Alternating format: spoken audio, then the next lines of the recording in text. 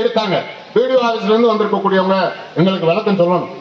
எந்த விதியின் கீழ் இந்த முடிவு எட்டப்பட்டிருக்கிறது, யாருடைய பரிந்துரையின் கீழ் இந்த முடிவு எட்டப்பட்டிருக்கு, எந்த இடத்துக்கு தள்ளப்பட்டிருக்கோங்கிறது தான் கிராமங்களை நகரங்களோடு நகர்மயமாக்கலோடு இணைக்கிறதுங்கிற சூழ்நிலைக்கு தள்ளப்பட்டிருக்கோம்.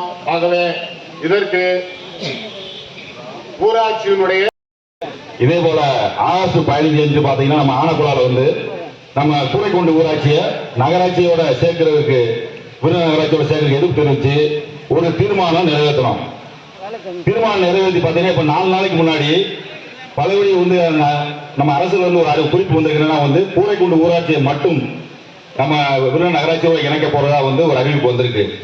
இது வந்து அனைத்து மக்கள் ஒன்று கூடி வந்து அன்னைக்கு ஆகஸ்ட் 15 வந்து சேர்க்கக்கூடாதுன்னு சொல்லி ஒரு மனதா தீர்மானம் நிறைவேற்றிருக்கோம்.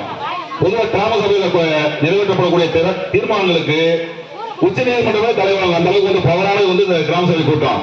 இந்த கிராம சபை கூட்டத்தில் நிறைவேற்றப்பட்ட ஒரு தீர்மானத்தை எதிர்த்து பயப்படாம வந்து அறிவிப்பு கொடுக்க மிகவும் கண்டிக்கத்தக்க ஒரு செயல்.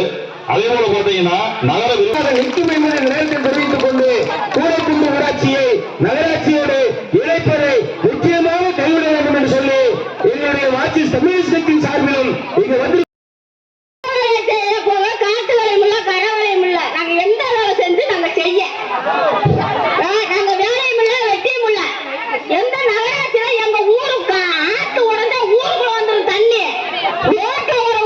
நிர்வாகத்தின் கீழ் கூரைக்குண்டு ஊராட்சி வருதா, விருதுநகர் சேர்மன் நிர்வாகத்தின் கீழ் விருதுநகர் ஆணையாளருடைய நிர்வாகத்தின் கீழ் இந்த கூரைக்குண்டு ஊராட்சி வருதாங்கிறது எங்களுக்கு சந்தேகமா இருக்கு.